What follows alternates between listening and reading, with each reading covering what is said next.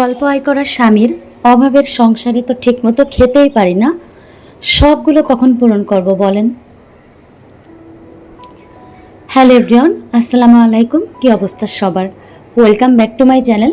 আশা করছি সবাই ভালো আছেন। আলহামদুলিল্লাহ, আমিও বেশ ভালো আছি।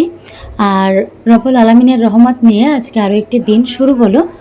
আশা করছি আমার আজকের দিনটিও ভালো কাটবে আর আজকের ভিডিওটিও আপনাদের ভালো লাগবে।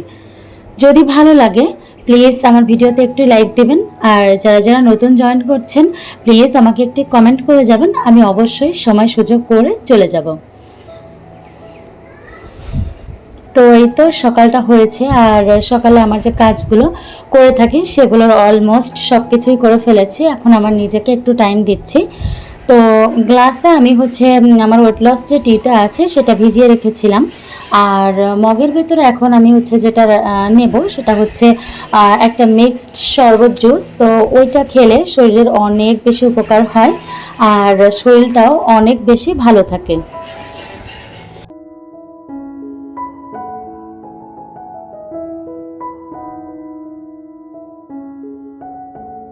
এবার হয়তোবা অনেকেই কমেন্ট করবেন যে ফার্স্টেই তো আপনি বললেন যে অভাবের সংসার, স্বামীর স্বল্প আয়, তাহলে ওয়েট লস টি, মিক্সড শরবত জুস এগুলো কোথা থেকে পাচ্ছেন? আলহামদুলিল্লাহ, আমার হাজব্যান্ড যেটাই ইনকাম করে আমি তার মধ্য দিয়ে হ্যাপি আছি। আজকাল অনলাইনে কিন্তু হাজার হাজার শত শত কোটি কোটি ইউটিউব চ্যানেল।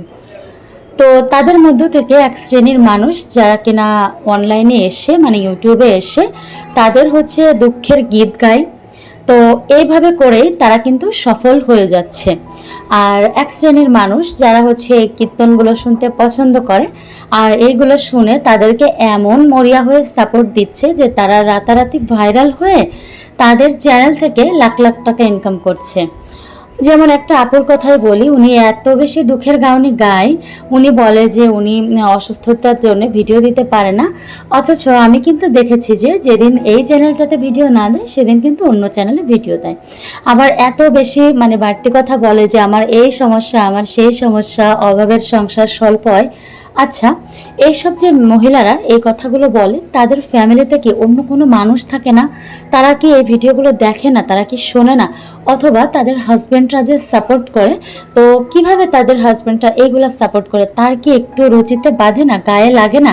সে তো একটা পুরুষ মানুষ, সে তো তার সর্বোচ্চ দিয়ে পরিশ্রম করে। অভাব কিন্তু আমাদের সবার সংসারে আছে, যেমন আয় তেমন ব্যয়। যার হাজব্যান্ড 50,000 টাকা ইনকাম করে প্রতি মাসে তার কিন্তু তেমনই খরচ, যার হাজব্যান্ড 10,000 টাকা ইনকাম করে তার সংসারের খরচ তেমন, লাইফস্টাইলও তেমন। সো সেখান থেকে হিসাব করলে সবারই কিন্তু অভাব আছে, হ্যাঁ। কিন্তু অভাবের কারণে এত বেশি স্বভাব নষ্ট হয়ে গেছে এসব মানুষের, যে অনলাইনে এসে তাদের এই দুঃখের গীত গায় যে এটা সেটা। তাহলে তাদেরকে কেমন লাইফ দেওয়া উচিত বলেন তো?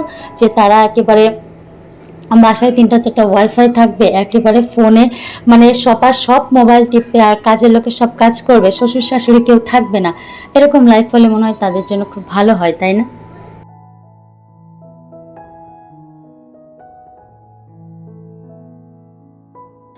অনেক কথা বলে ফেললাম, আপনাদের কাছে কেমন লেগেছে আমি জানি না।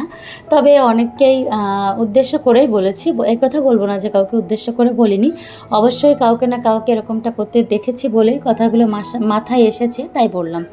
শুধু আমি কেন, অনেক আপুরাই আছে যারা কিনা ইউটিউবের পিছনে অনেক অনেক বেশি পরিশ্রম দিচ্ছে, রাতটা ভোরে কাজ করতেছে শুধু ইউটিউবটা নিয়ে। যেমন আমি এই এফোর্টগুলো আমার আগের চ্যানেলগুলোতে দিয়েছি, তো কখনো কোনো লাভ হয়নি। অথচ যারা কিনা ভিডিও তেমন বেশি ভালো না, বা তেমন কোনো কিছুই তেমন ভালো না, তবে যারা কিনা এই যে ইউটিউবে এসে এই যে তাদের দুঃখের গীতগুলো গায় যে আমার এমন অভাব, এইটা সেটা, তো তাদেরকে কিন্তু মানুষ আরও বেশি সাপোর্ট করে, তাদেরকে বেশি হেল্প করে।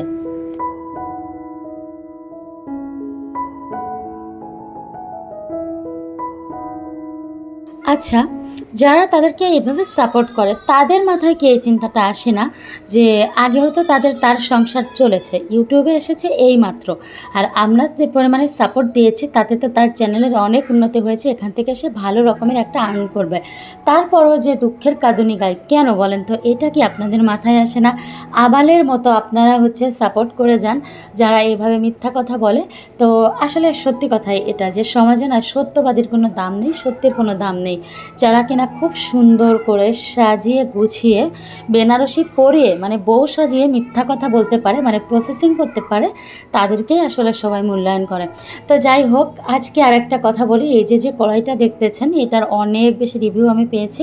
আপনারা কিন্তু এটা কিনবেন না, কারণ এই কড়াইটার অনেক বেশি দাম। মাত্র 22 সিএমের একটা কড়াই, ঢাকনা নেই, তারপরও 1100 টাকা, ডেলিভারি চার্জ নিয়েছিল আরও 150 টাকা। তো এই যে এত টাকা দিয়ে কড়াইটা যে আমি আনলাম, আমি যেহেতু নিম্ন মধ্যবিত্ত ফ্যামিলি, তো 1350 টাকা আমার কাছে অনেক বেশি। তো যাই হোক, এত টাকা দিয়ে আনলাম, দেখেন একটা ডিম পোচও করা যায় না। কী একটা অবস্থা বলেন তো? করা যায় না নাকি আমি করতে পারি না, কি বলবো আর আপনাদেরকে। তো যাই হোক, তেল একটু বেশি হয়ে গিয়েছিল, এইভাবে করে ঝালিয়ে নিলাম। সবাই ভালো থাকবেন, আল্লাহ হাফেজ, আসসালামু আলাইকুম।